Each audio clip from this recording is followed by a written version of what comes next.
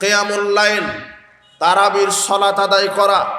রাসূল সাল্লাল্লাহু আলাইহি ওয়াসাল্লাম বলছেন, মান কামা রমাদানা ঈমানান ওয়া ইহতিসাবান গুফিরা লাহু মা তাকাদ্দামা মিন যামবিহি। যে ব্যক্তি রমাদানে রাত্রের সালাত আদায় করবে তার বিগত সব পাপ ক্ষমা করে দেওয়া হবে। এই জন্য তারাবির সালাত আদায় করবেন, জামাতে হলে জামাতে, অথবা একাকী পড়বেন, একাকী পড়াই উত্তম ভালো। রাত্রে দরজা জানালা বন্ধ করে দিয়ে, লাইট বন্ধ করে দিয়ে অন্ধকারে তারাবির সালাত আদায় করেন। জামাত যেখানে হচ্ছে সেখানে পড়েন, না হলে একাকী তারাবির সালাত আদায় করেন। 8 রাকাত সালাত রাসূল সাল্লাল্লাহু আলাইহি ওয়াসাল্লাম রমাদান এবং রমাদানের বাহিরে 11 রাকাতের বেশি পড়তেন না।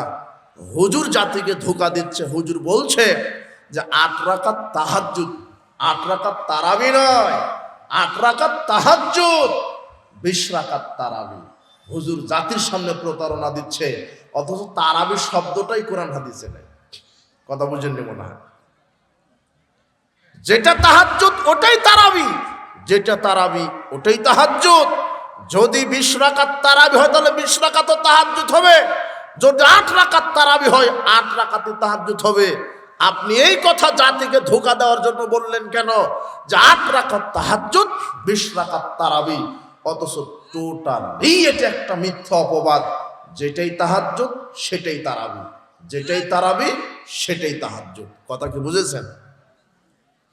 রাসূল সাল্লাল্লাহু আলাইহি ওয়াসাল্লাম রমাদানের বাহিরে, রমাদানের মধ্যে 11 রাকাতের বেশি পড়তেন না, এটাই ঠিক।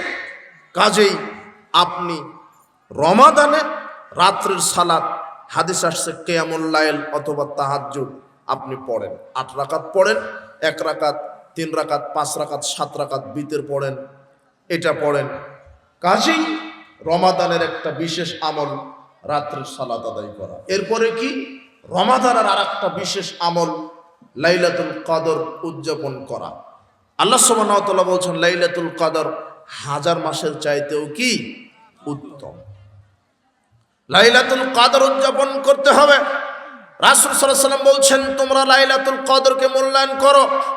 রমাদানের শেষ দশকের বেজোড় রাত, শুধু 27 রাত নয়, 21, 23, 25, 27, 29, 5টি রাত কদরের রাত। 5টি রাতকে মূল্যায়ন করতে হবে, যে কোনো এক রাত নয়। কেননা ইসলাম অথবা মুহাম্মদ সাল্লাল্লাহু আলাইহি ওয়াসাল্লাম নির্দিষ্ট করে কোনো রাতকে বলে যান। বেজোড় রাত, শেষ দশকের বেজোড় রাত কয়টি রাত হচ্ছে? 5টি। এই 5টি রাতকে মূল্যায়ন করবেন। কি করবেন কদর রাত্রিতে? কদর রাত্রিতে কি করবেন? সারা রাত ফজর পর্যন্ত আপনি আল্লাহকে ডাকেন, সালাতের মাধ্যমে, জিকিরের মাধ্যমে, কোরআন তেলাওয়াতের মাধ্যমে আপনি 8 রাকাতই সালাত আদায় করেন। অনেকে 50, 60, 100 রাকাত সালাত আদায় করতেই থাকে। জি না, 8 রাকাতের মধ্যেই সীমাবদ্ধ থাকবে রাত্রের সালাত। বিতের পড়েন 5 রাকাত, 7 রাকাত, 3 রাকাত পড়েন, সমস্যা নেই। এটা শুবে সাদিকের পূর্বে পড়ে নেবেন।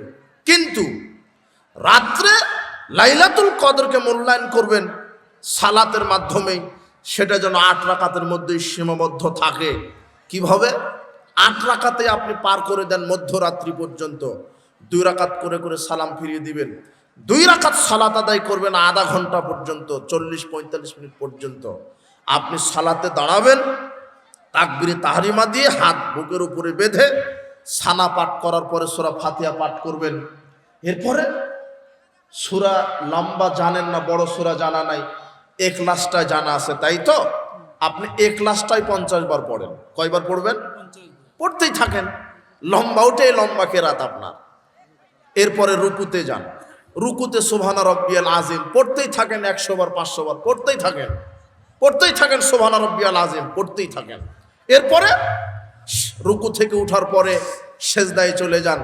সেজদায় গিয়ে সুবহানা রাব্বিয়াল আলা অনেকে 3 বার পড়ে উঠে যায়। ও মনে করে যে 3 বারই পড়তে হবে। জি না, 5 বার, 7 বার, 10 বার, 20 বার, 50 বার, 100 বার সুবহানা রাব্বিয়াল আলা পড়তেই থাকেন, পড়তেই থাকেন। 2 রাকাত সালাত আদায় করতে যেন কমপক্ষে আধা ঘন্টা সময় লাগে। কত? আধা ঘন্টা। লাইলাতুল কদর এইভাবে মূল্যায়ন করেন, দেখবেন যে 2 রাকাতে আধা ঘন্টা, আর 2 রাকাতে আধা ঘন্টা 1 ঘন্টা, 4 রাকাতে 1 ঘন্টা, আর 4 রাকাতে 2 ঘন্টা সালাতে চলে গেল। একটু কোরআন তেলাওয়াত করলেন, একটু তাসবিহ তাহলিল করলেন, এইভাবে মূল্যায়ন করবেন। আর লাইলাতুল কদরে বেশি বেশি আল্লাহর কাছে ক্ষমা চাইবেন। আল্লাহুম্মা ইন্নাকা আফুব্বুন তুহিব্বুল আফওয়া ফাফু আন্নি। আল্লাহ তুমি ক্ষমা করতে ভালোবাসো, কাজেই তুমি আমার সব পাপ ক্ষমা করে দাও। এটা বেশি বেশি বলবেন, সেজদাতে বলবেন। শোনেন, আর একটা কথা বলে দিই আপনাকে, সেজদাতে শুধু সুবহান রাব্বিয়াল আলা বলে বসে থাকেন না। সেজদাতে আপনি যত দোয়া আছে, কোরআন আর হাদিস থেকে যত দোয়া জানেন সেজদাতে বলতে পারবেন। কোরআন আর হাদিস থেকে যত দোয়া আপনার জানা আছে সালাম ফেরানোর বৈঠকে বলতে পারবেন। যত দোয়া আছে আপনি কোরআন থেকে দোয়া জানেন। রুকুতে আর সেজদাতে কোরআন তেলাওয়াত করা নিষেধ। কোরআন তেলাওয়াত এক জিনিস, আর কোরআন হাদিস থেকে দোয়া বলা আর এক জিনিস। তেলাওয়াতের নিয়তে আপনি সেজদায় গিয়ে কোরআন তেলাওয়াত করতে পারবেন না, তেলাওয়াতের নিয়তে রুকুতে গিয়ে কোরআন তেলাওয়াত করতে পারবেন না। কিন্তু সেজদায় এবং শেষ বৈঠকে সালাম ফেরানোর আগ পর্যন্ত এবং সেজদা থেকে যতক্ষণ মাথা আপনি উঠাচ্ছেন না, সেজদায় যতক্ষণ আছেন ততক্ষণ আপনার যত দোয়া আছে সব দোয়া সেজদাতে বলতে পারবেন। সেজদায় গেলেন মানেই আল্লাহর নিকটবর্তী হয়ে গেলেন। আল্লাহ বলছেন ওয়াসজুদ ওয়াকতারিব, সেজদা করো আর আমার নিকটবর্তী হয়ে যাও, আমার কাছে চলে আসো। সেজদায় গিয়ে আল্লাহর কাছে বলবেন রব্বানা আতিনা ফিদ দুনিয়া হাসানাতাও ওয়া ফিল আখিরাতি হাসানাতাও ওয়া কিনা আযাবান নার। এটা জানেন না? জানলে বলেন রব্বানা যালামনা আনফুসানা ওয়া ইল্লাম তাগফির লানা ওয়া তারহামনা লানাকুনান্না মিনাল খাসিরিন। সেজদাতে বলেন। এক কথায় যত দোয়া আপনার জানা আছে কোরআন হাদিস থেকে, যত আরবিতে দোয়া মুখস্থ, সব কোথায় বলতে পারবেন? সেজদায়। আর একটা কথা বলি, আরবিতে কোনো দোয়াই আপনার জানা নাই, শুধু সুবহান রাব্বিয়াল আলা কোনোভাবে মুখস্থ করেছেন, ওটা পড়েন, কিন্তু আরবিতে আর কোনো দোয়া জানেন না, তাহলে আপনি বাংলাতেই দোয়া বলবেন। কোথায়? সেজদায়। কিসে দোয়া বলবেন? বাংলাতেই বলবেন আল্লাহ আমার পাপ ক্ষমা করো, আমার বাপ মারা গেছে, আমার বাপের কবরের শাস্তি মাফ করো। বাংলাতেই মনে মনে বলবেন, মুখে উচ্চারণ করে বলেন, কিন্তু জোরে নয়। কথা বুঝেননি মনে হয় আমার কথা। বাংলাতেই দোয়া করবেন সেজদায় যে আল্লাহ আমার মা অসুস্থ, আরোগ্যতা দান করো। আল্লাহ আমার পিতা মাতা মারা গেছে, তাদের কবর শাস্তি মাফ করো। বাংলাতে আল্লাহ তুমি আমাকে হালাল পবিত্র রুজির ব্যবস্থা করে দাও, আমাকে দীর্ঘ নেক হায়াত দান করো, আমাকে ঈমানের সাথে মৃত্যুবরণ করার তৌফিক দান করো, আল্লাহ আমাকে সুস্থ রাখো, আল্লাহ আমাকে রুজি দাও, আল্লাহ আমাকে হেদায়েত দাও। এইভাবে কোথায় দোয়া করবেন? বাংলাতে, সেজদাতে। সালাতের মধ্যে কথা বলা নিষেধ, ওটা মানুষের সাথে কথা বলা নিষেধ। কার সাথে? মানুষের সাথে। যদি আপনি আরবিতেও কথা বলেন তবুও সালাত নষ্ট হয়ে যাবে, কিন্তু আপনি বাংলাতেই দোয়া করছেন কার সাথে?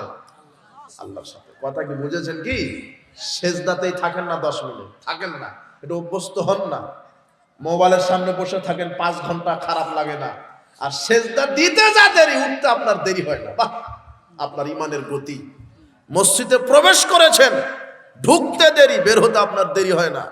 মসজিদে ঢুকেন দুনিয়াবি ব্যস্ততা নিয়ে, সালাত আদায় করেন, ব্যবসার হিসাব করেন, সালাত আদায় করেন, পরিবার নিয়ে চিন্তা টেনশন করেন। জি না, আপনি নিজেকে একটু ফারেক করেন, অবসর সময় বাহির করেন, দীর্ঘ কেরাত, দীর্ঘ রুকু, দীর্ঘ সেজদা, এবং শেষ বৈঠকে যখন বসবেন ওখানেও যত আপনার দোয়া আছে সব দোয়া রব্বির হামহুমা কামা রব্বায়ানি সাগীরা। পিতামাতার জন্য দোয়া, নিজের জন্য দোয়া। আপনি দোয়া করে তারপরে সালাম ফিরাবেন। এইভাবে দীর্ঘ রুকু, দীর্ঘ কেরাতে আপনি লাইলাতুল কদরকে মূল্যায়ন করেন। শুধু রমাদান কেন, এইভাবে তাহাজ্জুদ পড়েন প্রতি 12 মাস। আপনি দীর্ঘ কেরাত, দীর্ঘ রুকুতে আপনি যেন 2 রাকাত সালাতে আধা ঘন্টা কেটে যায়। আল্লাহকে বলেন আপনার সুখের কথা, দুঃখের কথা আল্লাহকে জানান। আল্লাহ আপনাকে কিছু দিবেন, আপনার পাপ ক্ষমা করবেন বলে প্রত্যেক রাত্রেই 7ম আকাশ থেকে 1ম আসমানে নেমে আসেন, শুধু আপনার পাপ ক্ষমা করবেন। উপস্থিত বৈঠকের মুসলিম দিনী ভাই বোন, উপস্থিত বৈঠকের মুসলিম দিনী ভাই বোন, আপনাদেরকে বলছি রমাদানের স্পেশাল আমলগুলি, বিশেষ আমলগুলি, তার ফরজ সিয়াম রাখবেন, সাহারি খাবেন, ইফতার করবেন, ইফতার করাবেন, কোরআন তেলাওয়াত করবেন। এরপরে কি করবেন? রমাদানে সালাত আদায় করবেন, রাত্রের সালাত। এরপরে কি করবেন? লাইলাতুল কদর রাতকে মূল্যায়ন করবেন। এগুলি রমাদানের বিশেষ বিশেষ আমল। আর যারা একেবারে অতিরিক্ত ফারেক, অবসর সময় আরো বেশি বেশি মূল্যায়ন করতে চাচ্ছেন, তার রমাদানের শেষ 10 দিন এতেকাফে বসবেন, যাতে আল্লাহকে আরো বেশি বেশি ডাকা যায়। শুধু এতেকাফ মানে নিজেকে আটকিয়ে রাখা। একেবারে 10 দিন আল্লাহর জন্য নিজের জীবনকে ওয়াকফ করে দিবেন। আল্লাহ কবুল করুন। 10 দিন বেশি বেশি আল্লাহকে ডাকার জন্য, শেষ 10 দিনের বেশি বেশি রহমত বরকত নেওয়ার জন্য, আর লাইলাতুল কদর ধরার জন্য। ইতিকাফে যারা বসে তাদের জন্য লাইলাতুল কদর ধরা খুব সহজ হয়, কেননা 5 দিনই তারা জাগতে পারে, একদিনও মিস যায় না। ওর যদি 21শে রমাদান লাইলাতুল কদর রাত হয়, তাহলে 21 তারিখ সে পেয়ে গেল। 23 যদি হয় 23 তারিখ পেয়ে গেল। 21-23 হলো না, 25 হলো, ও 25ও পেয়ে গেল। সুবহানাল্লাহ। এই জন্য অতিরিক্ত আল্লাহকে সময় দেওয়ার জন্য নিজেকে 10 দিন আটকিয়ে রাখেন। দুনিয়াবি চিন্তা চেতনা বাদ দেন। 11 মাস তো খুব ব্যস্ত থাকেন দুনিয়া নিয়ে, চাকরি নিয়ে, ব্যবসা নিয়ে, খেলতামাশা নিয়ে। রমাদানের মাসটা একটু ফারেক হন। আল্লাহ আমাদেরকে অবসর সময় বাহির করে আল্লাহকে মূল্যায়ন করার তৌফিক দান করুন, রমাদানে ইবাদত করার তৌফিক দান করুন। বলছিলাম এরপরে রমাদানে আর কি কি আমল আছে? অনেক বিশেষ বিশেষ আমল আছে। তার আরেকটা আমল যাকাতুল ফিতর আদায় করবেন রমাদানের। রাসূল সাল্লাল্লাহু আলাইহি সাল্লাম আব্দুল্লাহ ইবনে ওমর রাদিয়াল্লাহু আনহু বলছেন, ফারাজা রাসূলুল্লাহ সাল্লাল্লাহু আলাইহি ওয়াসাল্লাম যাকাতাল ফিতর আলাল আবদুল হুর ওয়া যাকারি ওয়াল উনসা মিনাল মুসলিমিন। রাসূল সাল্লাল্লাহু আলাইহি ওয়াসাল্লাম প্রত্যেক স্বাধীন, দাস-দাসী, ছোট বড়, নারী পুরুষ সবার উপরে যাকাতুল ফিতর ফরজ করে দিয়েছেন। সাম মিন তামরিন আর সাম মিন শাইরিন, 1 সা পরিমাণ খেজুর অথবা জব অথবা কিশমিশ অথবা পনির। তিনি বলছেন, আমারা বিহা আন তুওয়াদ্দিয়ে খুরুজা কাবলা খুরুজা নাসাইলা কাবলা সালাত। ঈদের সালাতে যাওয়ার পূর্বেই যাকাতুল ফিতর আদায় করতে হবে।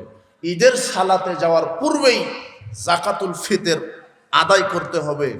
বন্টন করাটাও ঈদের সালাতের পূর্বেই ভালো, কেননা যাকাতুল ফিতরকে খাদ্য বলা হয়েছে, যাতে করে মানুষ ঈদের সালাতের পূর্বেই এটা ফকির মিসকিন নিয়ে খাদ্য হিসেবে ব্যবহার করতে পারে।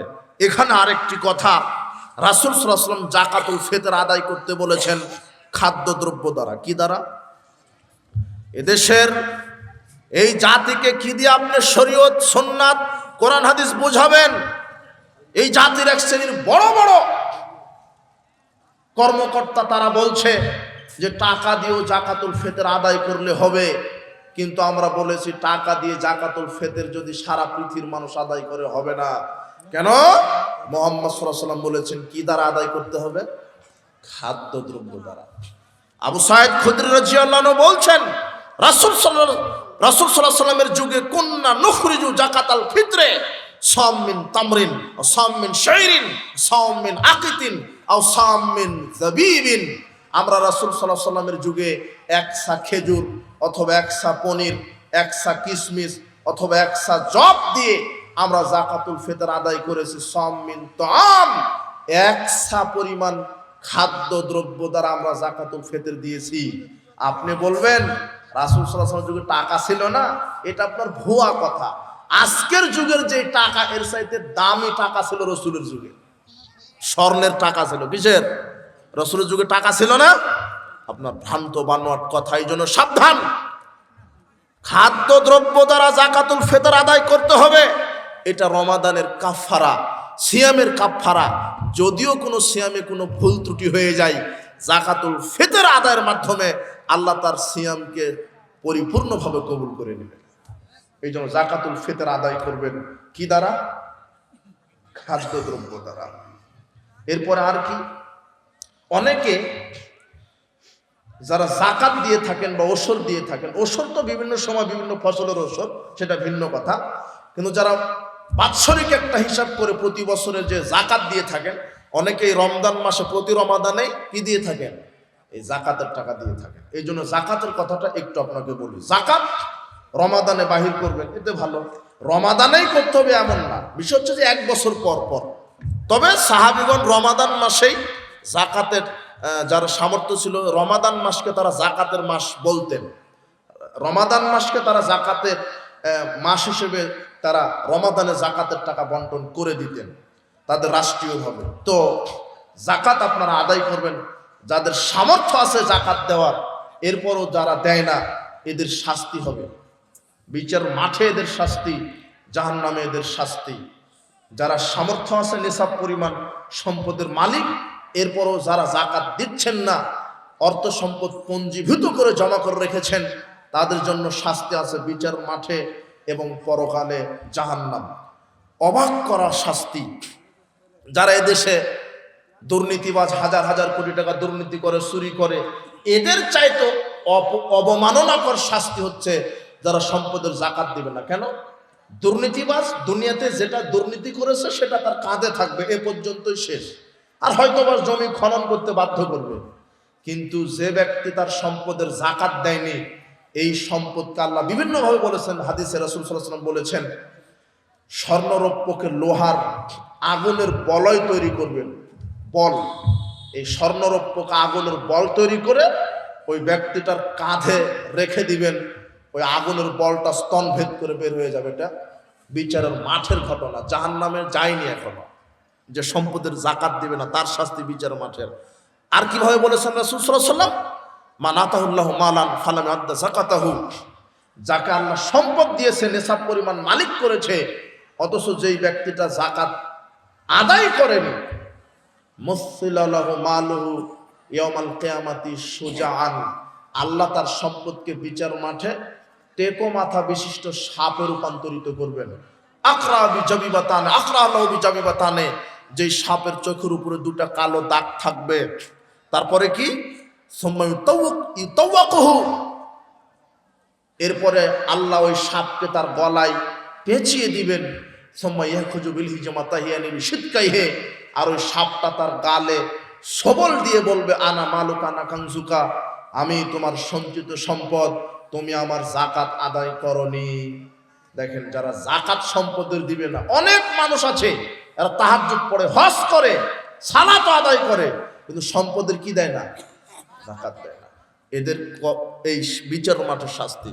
আর পরকালে জাহান্নামে কি শাস্তি? আল্লাহ বলছেন, ওয়াল্লাযীনা ইয়াকনিযুনা আয-যাহাবা ওয়াল ফিদ্দাতা, যারা স্বর্ণ এবং রৌপ্যকে জমা করে, ওয়ালা ইউনফিকুনাহা ফিস সাবিলিল্লাহ, যারা আল্লাহর রাস্তায় এভাবে জাকাত দেয় না, ফাবাশশিরহুম বিআযাবিন আলীম, তাদেরকে কঠিন শাস্তির সুসংবাদ দাও। ইয়াওমা ইউহমা আলাইহা ফি নারি জাহান্নামা ফাতুকওয়া বিহা জিবাহুম ওয়া জুনুবুহুম ওয়া জুহুরুহুম। আল্লাহ বলছেন, যারা সম্পদের জাকাত দিবে না, এই সম্পদগুলি বিচার মাঠে বিশাল আগুনের লোহার বলয় তৈরি করে, ডান্ডা তৈরি করে তার কপালে, তার পাজরে, তার পৃষ্ঠে এইভাবে সিল মারা হবে, আর বলা হবে, হাযা মা কানাসতুম লিআনফুসাকুম আনফুসিকুম, এগুলি হচ্ছে তোমার দুনিয়াতে জমানো সম্পদ, ফাযুকু মা কুনতুম তাকনিজুন, এখন তুমি স্বাদ গ্রহণ করো। এর চাইতে অপমান তার জন্য আর কি হতে পারে? যারা এই পৃথিবীতে স্বর্ণরৌপ্য জমিয়ে রাখে, সম্পদের জাকাত দেয় না, তাদেরকে আল্লাহ এইভাবে জাহান্নামে লোহার ডান্ডা তৈরি করে তাদের কপালে, পিঠে এবং ছিল মারবেন, আর বলা হবে, এখন স্বাদ গ্রহণ করো, সম্পদের জাকাত আদায় করনি। এই জন্য যারা স্বর্ণরৌপ্যের মালিক, স্বর্ণরৌপ্যের জাকাত দিবেন। নেশাবটা কি, পরিমাণটা কি? স্বর্ণ যদি কারো বাড়িতে ঘরে 7.5 ভরি স্বর্ণ থাকে, কত ভরি? 7.5 ভরি, তাহলে বাজার মূল্যে জাকাত দিতে হবে। স্বর্ণের জাকাত মানে স্বর্ণের মূল্য বর্তমানে, যেই বর্তমান মূল্যে স্বর্ণ 7.5 ভরি স্বর্ণের মূল্য যা হবে, মোটামুটি এখন 1 লাখের উপরে ভরি, তাই না? 1,20,000 মনে হয় হয়ে গেছে। তাহলে 7.5 ভরি স্বর্ণের দাম মোটামুটি 8 লক্ষ 9 লক্ষ টাকা। তো 7.5 ভরি স্বর্ণ যদি আপনার বাড়িতে ঘরে থাকে, তাহলে আপনি বাজার দর হিসাব করবেন যে এখন বর্তমানে 7.5 ভরি স্বর্ণের মূল্য কত। তো আপনি হিসাব জানলেন যে 9 লক্ষ, তাহলে আপনাকে শতকরা 2.5 টাকা হারে বাহির করতে হবে। কত? 2.5 টাকা। হাজারে কত হচ্ছে? 25 টাকা। লাখে 2.5 লাখে কত? 2.5 তাহলে লাখে 2.5 টাকা করে বাহির করে দিবেন। এটা হলো স্বর্ণের নেশাব। আর আর রৌপ্যের নেশাব 52.5 তোলা। স্বর্ণ আপনি দারিদ্র বিমোচনে এই রৌপ্যের হিসাবে জাকাত আদায় করলে আল্লাহ আপনার উপরে বেশি অনুগ্রহ নাজিল করবেন। কেন? রৌপ্যের মূল্য খুবই কম। বর্তমানে 52.5 তোলা রৌপ্যের মূল্য সর্বোচ্চ 60 থেকে 70,000 টাকা। তো একজন মানুষের কাছে 1 বছর খেয়ে পরে যদি 1 বছর পরে তার কাছে 70,000 টাকা জমা থাকে, তাহলে তার উপরে জাকাত কি হয়েছে? সে দিতে পারবে। কথা বুঝেছেন? এই জন্য জাকাত দারিদ্র বিমোচনে ইসলাম আল্লাহ সুবহানাহু ওয়া তাআলা এই জন্য কোরআন মাজিদে যেখানে সালাতের কথা আসছে সেখানে কিসের কথা আসছে? জাকাত। আকিমুস সালাত ওয়া আতুজ যাকাত। আগে সালাত তারপরে জাকাত। সালাতের পরেই জাকাতের কথা কেন আসলো? আল্লাহ সুবহানাহু ওয়া তাআলা কি অবস্থা দিয়েছেন মানুষকে। রাসূল সাল্লাল্লাহু আলাইহি ওয়াসাল্লামকে আল্লাহ বলছেন তুমি যেখানেই যাও বা তুমি সাহাবীদেরকে যেখানেই পাঠাও আগে তাওহীদের দাওয়াত দিবে, এরপরে তাওহীদ মেনে নিলে সালাত। সালাত যখন তারা আদায় করবে তখন বলে দিবে যাকাত আদায় করতে হবে, ধনীদের কাছ থেকে নিতে হবে আর গরিবদেরকে দিতে হবে। কেন জানেন? সালাত আদায়ের সাথে সাথে যাকাত ইবাদতের পাশাপাশি অর্থের কি সম্পর্ক জানেন? আল্লাহ সুবহানাহু ওয়া তাআলা কত সুন্দর করে অর্থনীতির সমাধান দিয়েছেন। মানুষ যেন দরিদ্র মধ্যে না থাকে। একজন ভিক্ষুক, একজন এতিম, একজন অসহায়, একজন মিসকিন সে যখন সালাতে দাঁড়াবে, ও আল্লাহু আকবার বলে সালাতে দাঁড়িয়ে সূরা ফাতিহা পাঠ করছে, রুকুতে গিয়ে সুবহানা রাব্বিয়াল আযীম বলছে, কিন্তু তার পেটে যদি ক্ষুধা থাকে সালাতে তার মনোযোগী আসবে না। তার পেটে ক্ষুধা, অথচ রুকুতে বলছে সুবহানা রাব্বিয়াল আযীম। যখন সে সুবহানা রাব্বিয়াল আযীম বলছে তখন তার স্ত্রীর পরনে কাপড় নাই, তার ছেলেটা চিকিৎসার অভাবে মারা যাচ্ছে। ওই সময় সে সালাতে মনোযোগী হবে।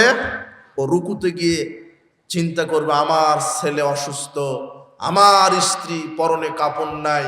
এই জন্য আল্লাহ বলছেন আমার কোন বান্দা বান্দি যেন সালাতে দাঁড়িয়ে এই অভাবে, এই দারিদ্রতার চিন্তা না করে। এই জন্য রাষ্ট্রের যারা শাসক তাদেরকে আমি আল্লাহ বলে দিলাম তোমরা রাষ্ট্রীয়ভাবে সালাত ফরজ করবে, আর সালাতের পরেই জনগণের উপরে যাকাত ধনীদের কাছ থেকে নিয়ে গরিবদেরকে বিলিয়ে দিবে, যাতে করে গরিব মানুষ অর্থের অভাব বুঝতে না পারে। যাকাত দিতে আপনি বাধ্য, দান অনুগ্রহ আপনি করতেও পারেন নাও পারেন, কিন্তু ইসলামী রাষ্ট্র যখন আসবে, ইসলামী সরকার, তখন ধনীরা যদি যাকাত না দেয় ওদেরকে পিটিয়ে যাকাত কালেকশন করবে সরকার। কথা বুঝতে পেরেছেন? ওটা বাধ্য, ওটা আপনি জমা করে রাখতে পারবেন না। ওটা হলো দরিদ্র, ফকির, মিসকিন, অসহায় এদের হক, আপনি ওটা দিতে বাধ্য। এই জন্য নেশাব পরিমাণ সম্পদের মালিক হলে আপনাকে যাকাত দিতে বাধ্য। যদি আপনি যাকাত না দেন তাহলে তো শাস্তি পড়ে আছে। এই জন্য স্বর্ণরৌপ্যের নেশাব ওই রকম। কেউ যদি 5টা উটের মালিক হয় তাহলে 1 বছর বয়সে একটা উট যাকাত দিতে হয়। কেউ যদি 30টা ছাগলের মালিক হয়, 40টা ছাগলের মালিক হয়, তাহলে 1 বছর বয়সে একটা ছাগল যাকাত দিতে হয়। কারো যদি গরু থাকে 30টা গরুর যদি কেউ মালিক হয় তাহলে 1 বছর বয়সে একটা গরু যাকাত দিতে হয়। এগুলি উট, গরু, ছাগল, এগুলির নেশাব। এরপরে ফসলের জাকাত কি? বৃষ্টির পানিতে যদি হয়, পয়সা খরচ না করে এমনিতে হয়েছে ফসল, তাহলে ওই ফসলের 10 ভাগের 1 ভাগ। আর যদি নিজের সার কীটনাশক খরচ করে যদি ফসল পান, ধান, গম, ভুট্টা যেটা পাচ্ছেন ওটা 20 ভাগের 1 ভাগ, অথবা 18 মণ 30 কেজিতে 1 মণ। 18 মণ 30 কেজির 20 ভাগের 1 ভাগ, অথবা 20 ভাগের 1 ভাগ। কথা বুঝেছেন কি? এটা ফসলের ওসর। আল্লাহ বলছেন খুজমিন আমওয়ালিম সাদাকাতান তুতাহিরুহুম ওয়া তুযাক্কিহিম বিহা। মুহাম্মদ সাল্লাল্লাহু আলাইহি সাল্লাম, আপনি ধনীদের নিকট থেকে তাদের যাকাতের অর্থটা নিয়ে তাদের সম্পদকে পবিত্র করে দেন। যাকাত বাহির করলে ওই সম্পদ কি হয়ে যায়? পবিত্র। আর যেই সম্পদের যাকাত বাহির করা হয় না ওই সম্পদ অপবিত্র। আপনি যেই ফসলের ওসর বাহির করেননি ওই ফসল অপবিত্র, ওই ফসল খেয়ে আল্লাহর কাছে দোয়া করলে দোয়া কবুল হবে না। আপনাকে কি দিয়ে বুঝাবো? 18 মণ 30 কেজি ধান, 18 মণ 30 কেজি শস্য, গম, ভুট্টা, সরিষা, 18 মণ 30 কেজির মালিক আপনি। ওই 18 মণ 30 কেজির 20 ভাগের 1 ভাগ বাহির করতে হবে। 18 মণ 30 কেজি গমের যদি আপনি 20 ভাগের 1 ভাগ বাহির না করেন, তাহলে 18 মণ 30 কেজি আপনার জন্য অপবিত্র, হারাম। ওই গম খেয়ে রুটি খেয়ে ইবাদত করলে ইবাদতের নেকি কবুল হবে না, খুবই কঠিন। এই জন্য আপনাকে ফসলের ওসর বাহির করতে হবে। আর কি, অনেকে ব্যবসায়িক আছেন, দোকানদার, তাহলে এরা কিভাবে ব্যবসায়িক দোকানের হিসাব নেবেন? হিসাব, আমার দোকানে কত টাকার মাল আছে, কত টাকার। যদি দেখেন যে নিসাব পরিমাণ, স্বর্ণের নিসাব ধরবেন, স্বর্ণের 8-9 লক্ষ টাকার মাল আছে, তাহলে আপনি শতকরা 2.5 টাকা হারে জাকাত দিবেন। জাকাতের অনেক মাসলা মাসাইল, তবে আপনাকে বলে গেলাম যে জাকাত বাহির করতেই হবে। যাদের নিসাব পরিমাণ, যারা সম্পদের মালিক, এরা যদি জাকাত না দেয় এদের ভয়াবহ শাস্তি আল্লাহ রেডি করেছেন। কাজেই আমাদের যারা সামর্থ্য আছে প্রত্যেকেই জাকাত বাহির করবেন।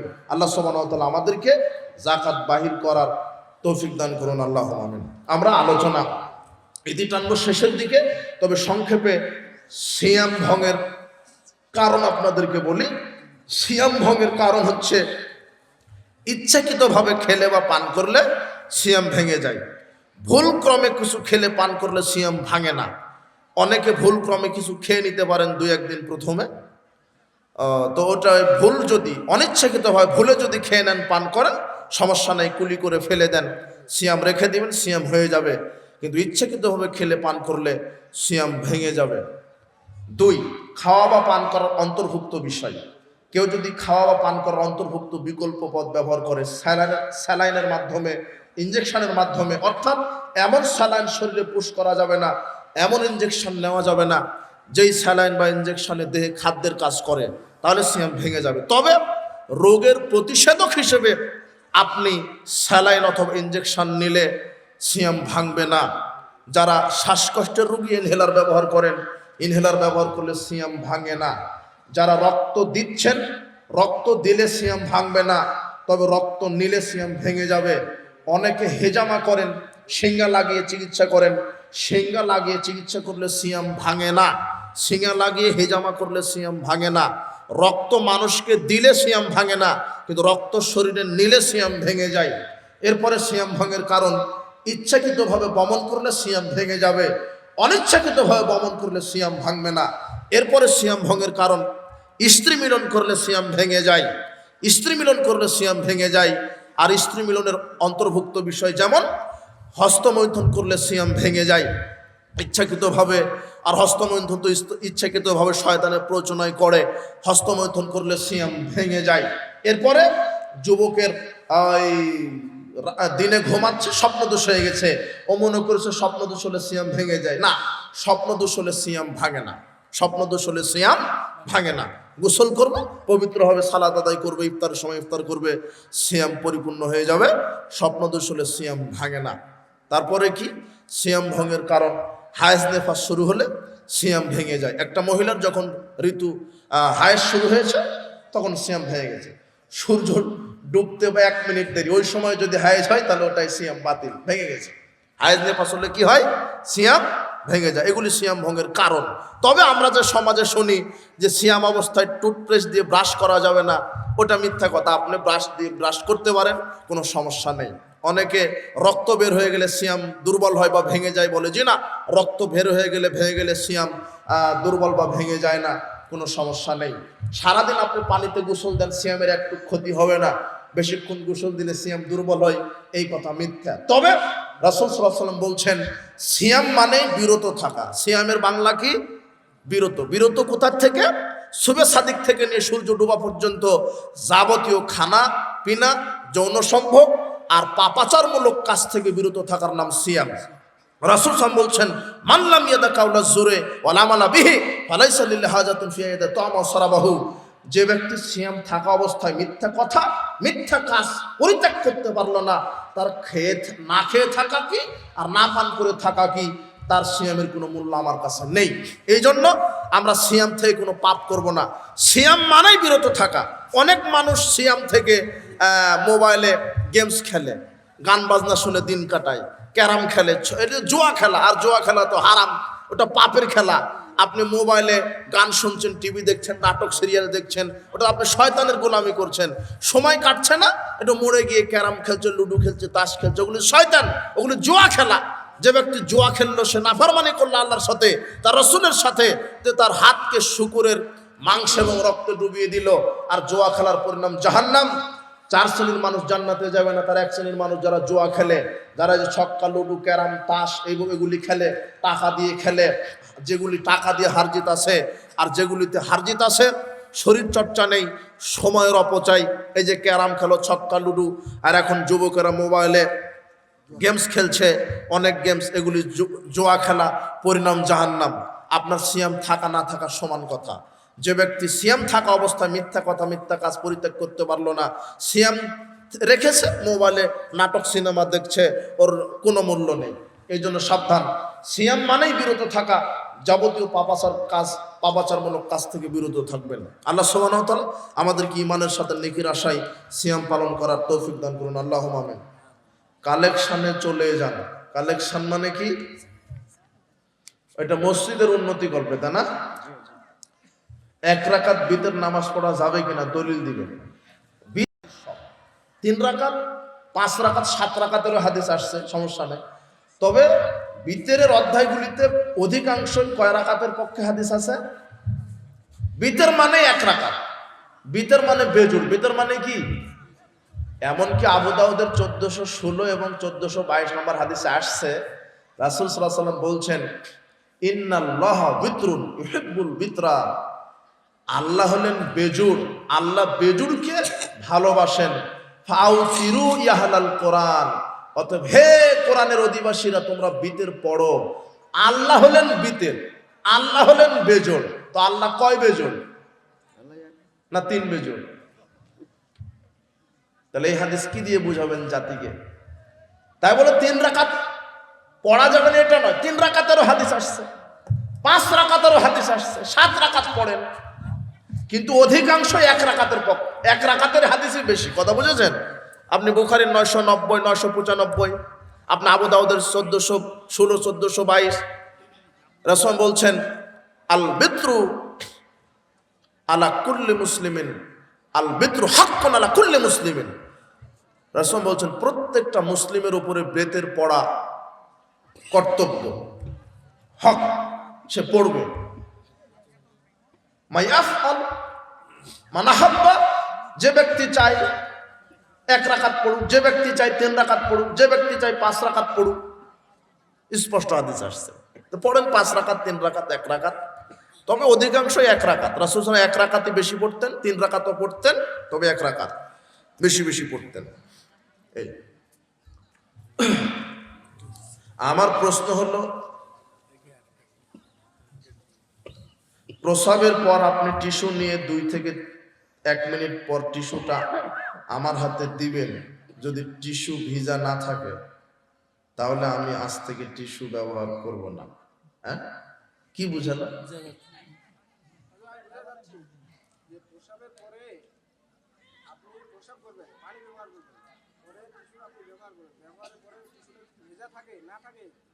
তাহলে আমি বুঝবো যে আমি পাক হয়েছে। আর যদি টিস্যু ভেজা থাকে তাহলে তার পোশাকের ফোঁটা মুড়ি দিয়ে 1 ফোঁটা হলো বের হয়ে আসে, তাহলে ওটা যদি তার শরীরে লাগে তাহলে ওটা কি মানে পবিত্র হবে না অপবিত্র হবে, ওটা আমি জানতে চাই।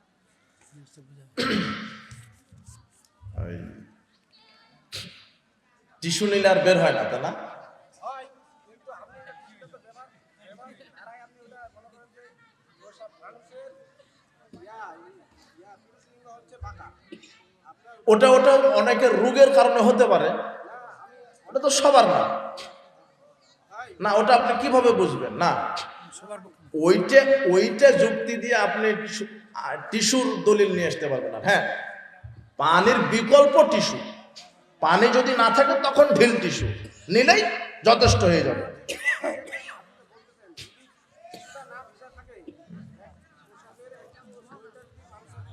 ওটা আপনার যুক্তি বা আপনার বোঝ ওটা, কিন্তু রাসূল সাল্লাল্লাহু আলাইহি ওয়াসাল্লাম কিভাবে করছেন এটা তো দেখতে হবে, সাহাবীরা কিভাবে করছেন, তাই না? আমি ইসলামে এমন কোনো বিধান নাই যেটা রাসূল সাল্লাল্লাহু আলাইহি ওয়াসাল্লাম বলেন। ঠিক আছে, আল্লাহ রাসূলও তো দুনিয়ার সুখ স্বাচ্ছন্দ্য কামনা করে নাই, তারা গরিবী হালে জীবনযাপন করছে। তাহলে আপনি তাহলে কেন মানে মানুষ কেন ইসলামের আলোকে আপনারা কেন জীবনকে উন্নত করতে এটা দুনিয়াবি ব্যাপার ভাই, আপনি আপনি তো বুঝতে পারতেছেন না, এটা দুনিয়াবি বিষয়। কিয়ামতের পূর্ব আরো কত কি দুনিয়া, অর্থনীতি, রাজনীতি বেশি হবে, এটা দুনিয়াবি ব্যাপার, কিন্তু ইসলাম অতটুকুনি মানতে হবে ইবাদত আকারে, যেটা রাসূল সাল্লাল্লাহু আলাইহি ওয়াসাল্লাম যতটুকুন মানতে বলেছেন। আরেকটা দিন নামাজ আরবের নামাজটা বিশেষ করে গুরুত্বপূর্ণ বলে আপনি বললেন যে 8 রাকাত। হ্যাঁ, এবার আমি একটা নিউজে দেখছিলাম যে আমাদের সৌদিতে 10 রাকাতের সিদ্ধান্ত নিয়েছে। সৌদিতে 20 রাকাত ছিল, এখন 10 রাকাত করছে। এবারে করছে, কিন্তু আমরা তো অনেকে 10 রাকাত মানে 13 রাকাত পড়ে ওনারা, এখন 13 রাকাত পড়ে। 20 রাকাত আমরা যে করি, তাহলে কি এটা আমাদের কি ভুল সঠিক? না, ভুল সঠিক পরে আমি দেখবো যে রাসূল সাল্লাল্লাহু আলাইহি ওয়াসাল্লাম রমাদানে বা রমাদানের বাইরে কত রাকাত পড়ছেন, এটা দেখবো। ওটাই আমি জানতে চাই, মানে কোরআন হাদিসের বাইরে আমরা যা আপনি 8 রাকাতই পড়বেন, 8 রাকাতই, তা কিন্তু বেদাতের মধ্যে পড়ে যায়। হ্যাঁ 8 রাকাতই পড়বেন। ওইটার আর ইবনে মাজার, আপনি ইবনে মাজার আবু দাউদের 44 নম্বর হাদিস খুলবেন, 44, আর ইবনে মাজার 355 নম্বর হাদিস। আরেকটা আমি প্রশ্ন করছি যে এটা মানে সূরা 15 নাম্বার আয়াত, যে এখানে কি বলছে যে যারা, এটা আমরা কিন্তু ব্যাখ্যা দিব না, যে যারা দুনিয়ার স্বাচ্ছন্দ্য কামনা করে, এখানে কি দেখছে আল্লাহ বলছে যে আমি তাদের আশা আকাঙ্ক্ষা এখানে পুরা করে দিই, কিন্তু আখিরাতে তাদের আগুন ছাড়া কিছুই নাই। হ্যাঁ, এখানে যারা আমল করবে সব কিছু ধূলিসাৎ হয়ে যাবে। এটা আমি একটু সূরা হুদের 15 নম্বর আয়াত। কোন সূরার ওটা আয়াত? হ্যাঁ, ফামান কানা ইউরিদু জিনাতাদ দুনিয়া, যে ব্যক্তি দুনিয়ার, ওই আয়াতটা, যে ব্যক্তি দুনিয়ার সুখ কামনা করবে, শান্তি, দুনিয়াকে নিয়ে ব্যস্ত থাকবে, এর মানে পরকালকে ভুলে গিয়ে, পরকাল থেকে মুখ ফিরিয়ে নিয়ে শুধু দুনিয়ার প্রতি জীবন নিবন্ধ করবে। এরকম অনেক আয়াত আছে আরো সূরা নাবার মধ্যে অথবা নাজিয়াতের মধ্যে আছে, ওয়াসারাল হায়াতাদ দুনিয়া, যে ব্যক্তি দুনিয়ার জীবনকে প্রাধান্য দিল, ফাইনাল জাহিমা হিয়াল মাওয়া, তার থাকার জায়গা জাহান্নাম। যে ব্যক্তি দুনিয়ার জীবনকে কি দিল, প্রাধান্য দিল, তার থাকার জায়গা কি? তো এর অর্থ হচ্ছে, এর ব্যাপারে হাদিস দেখতে হবে, ব্যাখ্যা দেখতে হবে। দুনিয়ার জীবনকে প্রাধান্য দিল মানে পরকালকে ভুলে থেকে, কোথায় থেকে ভুলে থেকে? পরকাল, পরকাল থেকে ভুলে থেকে, আল্লাহ, তার নবী, তার কবর, কিয়ামত, আখিরাত, এগুলি ভুলে থেকে শুধু দুনিয়া নিয়ে ব্যস্ত। এই ব্যক্তির জন্য বলা হয়েছে যে দুনিয়ার সুখ স্বাচ্ছন্দ্য কামনা করে পরকালকে ভুলে থেকে। ওই হুদের আয়াতের মধ্যে আসছে। হ্যাঁ, ওই আয়াতটা ভালো করে পড়বেন। আপনি প্রথম অংশ পড়লেন, শেষের অংশ পড়লেন না। প্রথম অংশ বলছে কি, যে ব্যক্তি দুনিয়ার সুখ স্বাচ্ছন্দ্য কামনা করে পরকালকে ভুলে থেকে। আরেকটা হাদিস বলছে যে আমি মানুষকে দুইটা চিন্তা একত্র হয় না, কাউকে দুনিয়ার চিন্তা দেয়, কাউকে আখিরাত চিন্তা দেয়, দুইটা চিন্তা তো একত্র হতে পারে না, আপনি না, এটার মধ্যে আছে যে এক শ্রেণীর মানুষ আছে যে দুনিয়ায় তো তার ভালো হবে এবং আখেরাতেও ভালো হবে, আর এক শ্রেণীর মানুষ আছে সে দুনিয়াতে কষ্ট পাবে, আখেরাতে শান্তি পাবে, আর এক শ্রেণীর মানুষ আছে সে আখেরাতে শান্তি পাবে, দুনিয়াতে কষ্ট পাবে। 3 শ্রেণীতে ভক্ত আছে মানুষ।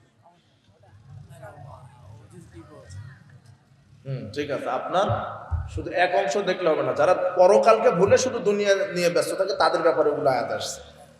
ওসমান রাদিয়াল্লাহু আনহু ধনী ব্যক্তি ছিলেন, অনেক সাহাবী। ওসমান রাদিয়াল্লাহু আনহু কি ব্যক্তি ছিলেন? ধনী ব্যক্তি ছিলেন। ওসমান রাজি তাবুকের যুদ্ধে 15,000 উট একাই দান করছে। তো বাংলাদেশ সরকারও তো রাজি হবে না, তার মানে ও কি জাহান্নামে যাবে? দুনিয়ার তার অনেক সম্পদ ছিল, কি জীবনে তাদের। মুসাব বিন উমাইর প্রতিদিন শার্ট প্যান্ট চেঞ্জ করছে। হ্যাঁ, এর মানে এই নয় আপনাকে বিলাসিতা হওয়া হবে না। বিচার মাঠে আল্লাহ আপনার ইনকাম হিসাব নেবেন, আয় হিসাব নেবেন, ব্যয় হিসাব নেবেন। আপনার আরেকটা হাদিস আপনাকে শোনা, রাসূল বলছেন দুইটা ব্যক্তিকে দেখে হিংসা করা যায়। কয়টা? বুখারী মুসলিমের হাদিস। একটা হচ্ছে ওই ব্যক্তিকে দেখে হিংসা করা যায় যে ব্যক্তিকে আল্লাহ হাজার হাজার কোটি কোটি টাকা দান করছে। ওই ব্যক্তিকে দেখে হিংসা করব কেন? যে আমিও কোটি কোটি টাকার মালিক হব এবং আল্লাহ রাস্তায় টাকাগুলি দান করব। এই জন্য আমাকে অর্থ ইনকামের জন্য প্রতিযোগিতা করতে হবে। তার মানে পরকাল ভুলে না, ইবাদতকে বাদ দিয়ে না। আমাকে সালাতের সময় 5 ওয়াক্ত সালাত, রমাদানের সিয়াম, ঠিকমতো কোরআন তেলাওয়াত, ঠিকমতো তাসবিহ তাহলিল, এরপর আমি ব্যবসা করব, রাজনীতি করব, অর্থনীতি করব, সমাজনীতি করব, টাকা ইনকাম করব, তবে হালাল পথে। কোটি কোটি টাকা ইনকাম করব, তবে কি পথে? হালাল পথে, এবং হালাল পথে ব্যয় করব। তার মানে এই নয় যে আমাকে ধনী হওয়া যাবে না, ওটা নয়। যারা শুধু একেবারে দুনিয়া নিয়ে ব্যস্ত, দুনিয়ার চিন্তা নিয়ে ব্যস্ত, পরকাল থেকে ভুলে গাফেল, ইবাদত থেকে গাফেল, পরকাল থেকে গাফেল, কোরআন থেকে গাফেল, আল্লাহর শরণ থেকে গাফেল, এদের জন্য বলা হয়েছে এদের পরিণাম বিচার মাঠে কি? জাহান্নাম। আল্লাহ আমাদের সঠিক বুঝদান করুন। বারাকাল্লাহু ফিকুম। কালেকশন, এই যুবকেরা কি করবে কালেকশন? অনেক লোক চলে গেছে তো। মসজিদের জন্য দান করেন।